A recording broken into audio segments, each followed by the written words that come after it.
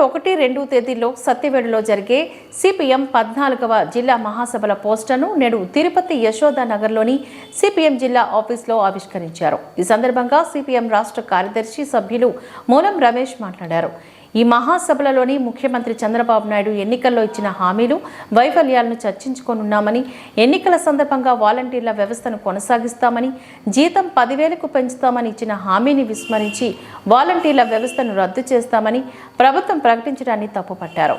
True of ఛార్జీల పేరుతో విద్యుత్ ఛార్జీల పెంచడానికి వ్యతిరేకంగా ఉద్యమానికి కార్యాచరణ రూపొందిస్తున్నామని చెప్పారు. ఉచిత ఇసుక హామీ పథకం ఎక్కడ అమలు కాలేదని అన్నారు. సిపిఎం జిల్లా కార్యదర్శి వందవాసి నాగరాజు ఈ సందర్భంగా మాట్లాడుతూ డిసెంబర్ 1-2 తేదీల్లో సత్యవేడులోని సిపిఎం జిల్లా మహాసభలు నిర్వహిస్తున్నట్లుగా తెలిపారు. మొదటి రోజు ప్రజా ప్రదర్శన బహిరంగ సభ జరుగుతాయని, ఈ బహిరంగ సభలో సిపిఎం రాష్ట్ర కార్యదర్శి పి శ్రీనివాసరావు, మాజీ రాజ్యసభ సభ్యులు మధు పాల్గొంటారని తెలిపారు. జిల్లాలో ఉన్న ప్రజా సమస్యలపైన మహాసభల్లో చర్చించి పోరాటాలు చేపడతామని పేర్కొన్నారు. నూతన కమిటీని ఎన్నుకోవడం జరుగుతుందని తెలిపారు. ఈ కార్యక్రమంలోని సిపిఎం రాష్ట్ర నాయకులు భాస్కర్, జిల్లా కార్యదర్శి వర్గ సభ్యులు కందరపు మురళి, టి సుబ్రహ్మణ్యం, ఏ పుల్లయ్య, జిల్లా కమిటీ సభ్యులు సాయిలక్ష్మి, జయచంద్ర, మాధవ్, హరి, వెంకటేష్, అరుణాచలం తదితరులు పాల్గొన్నారు. గతంలో వైఎస్ఆర్సీపీ ట్రూ ఆఫ్ ఛార్జీలు వేశారు, ప్రజల మీద భారాలు వేస్తున్నారు.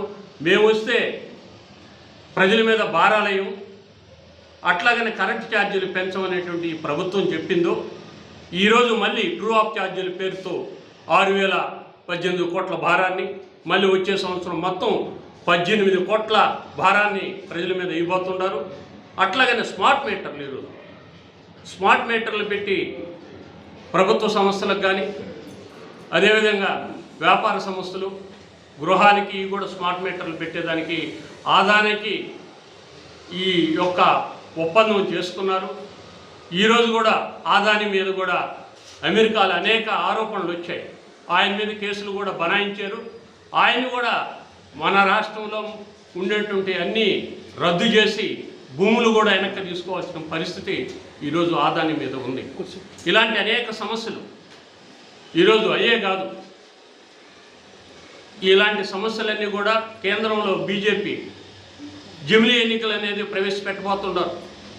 జమిలీ ఎన్నికలు అనేటువంటిది ఈరోజు మనం చూస్తే గతంలో 62-67లో కూడా పార్లమెంట్ అసెంబ్లీ ఎన్నికలు జరిగాయి. కానీ అనేక రాష్ట్రాల్లో సంక్షోభాలు వచ్చాయి. ఆ సంక్షోభాల కారణంగా మరలా అనేక రాష్ట్రాల్లో ఎన్నికలు జరిగాయి. ఉదాహరణ మన ఆంధ్ర రాష్ట్రమే.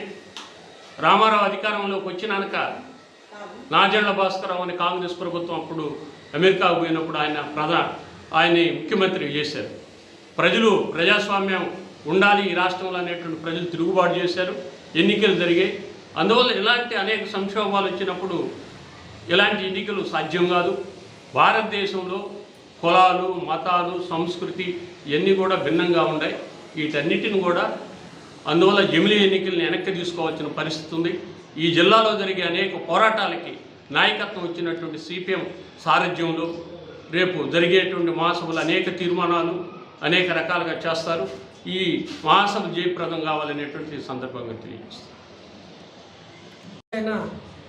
మన కనబడేది వామపక్షాలు సిపిఎం పార్టీ. ఆ సిపిఎం పార్టీ 14వ జిల్లా మహాసభలు పారిశ్రామిక కేంద్రమైన రాష్ట్రానికే తలమానిక అభివృద్ధిని సత్యవేడు ప్రాంతంలో జరుగుతూ ఉంది. ఈ మహాసభ సందర్భంగా మొదటి రోజు పెద్ద ప్రదర్శన, బహిరంగ సభ జరుగుతాయి. ఈ బహిరంగ సభకి సిపిఎం పార్టీ రాష్ట్ర కార్యదర్శి శ్రీనివాసరావు గారు, అదే రకంగా సిపిఎం పార్టీ పూర్వపు రాష్ట్ర కార్యదర్శి మాజీ రాజ్యసభ సభ్యులు మధు గారు హాజరవుతున్నారు. ఆ సభలకి మా రాష్ట్ర నాయకులు మూలం రమేష్ గారు, భాస్కరయ్య గారు, జిల్లా నాయకత్వంతో హాజరవుతారు. వేలాది మందితో ఈ ప్రదర్శన జరుగుతుంది. మొత్తం ఈ ప్రభుత్వం యొక్క కుట్రల్ని, ఏదైతే ప్రజల మీద వేసిన భారాన్ని బహిరంగ సభలో స్పష్టంగా మేము తెలియజేయాలనుకుంటున్నాం.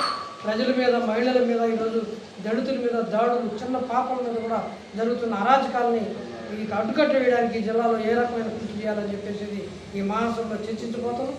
దళితులు, గిరిజనులు, పేదలు వాళ్ళ భూమి లేకుండా, ఇళ్ల స్థలం లేకుండా ఏ రకంగా ఇబ్బంది పడుతున్నారు. ఇప్పటికే పోరాటాలు చాలా జరిగినాయి. ఆ పోరాటాలకి ఇది వేదిక కాబోతా ఉంది. మరింత ముందుకు తీసుకెళ్ళడానికి కార్యాచరణని ప్రకటించబోతున్నాం.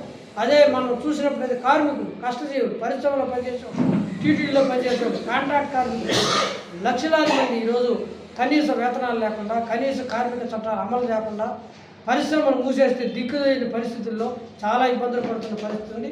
ఆ కార్మిక వర్గానికి మొత్తం అండగా నిలబడడానికి ఈ మహాసభలో తీర్మానం చేయబోతున్నాం. అదే రకంగానే ఈరోజు ఈ జిల్లా సమగ్రాభివృద్ధి, గతంలో బీజేపీ అన్యాయం చేసింది. ఇక్కడ కోచ్ రిపేర్ షాపు దీని స్థానంలో కోచ్ ఆ బిల్డింగ్ షాప్ పెడతా ఉన్నారు. ఈరోజు మన్నవరం పరిశ్రమని ఏమాత్రం అభివృద్ధి చేయలేదు. అదే రకంగా నగరి గాలేరీ ప్రాజెక్టు పూర్తి చేయలేదు. ఇదే అట్లా వ్యవసాయంలోనూ లేకపోతే వీటన్నింటిలో కూడా ఈరోజు తీవ్రమైన అన్యాయం జరుగుతూ ఉంది.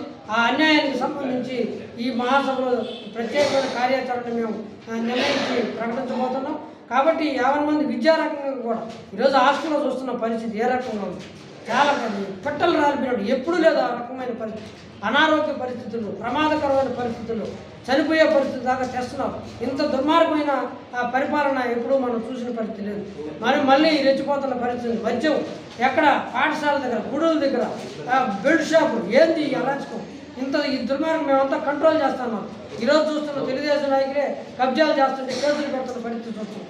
కాబట్టి వీటన్నిటికీ ఒక పరిష్కార వేదికగా రాబోయే ఇప్పుడు జరిగిన 3 సంవత్సరాల కార్యక్రమాన్ని సమీక్ష చేసుకొని రాబోయే 3 సంవత్సరాలు ఈ జిల్లా ప్రజానీకానికి ఒక నాయకత్వం వహించి వాళ్ళ సమస్యలు పరిష్కరించడానికి మేము ప్రయత్నం చేస్తాం. ఈ మహాసభలు 50 మంది ప్రజలు రావాల్సిన అవసరం ఉంది. ఇప్పటికే ఏర్పాటు కాకుండా ప్రజలందరూ కూడా సొంతం చేసుకొని ఇప్పటికే మహాసభలు జయప్రదాన్ని కృషి చేస్తున్నారు. కాబట్టి మహాసభలు కీలకమైనవి కాబట్టి ప్రజలందరూ కూడా పాల్గొవాలని చెప్పేసి సిపిఎం జిల్లా కమిటీ తరఫున విజ్ఞప్తి చేస్తాం.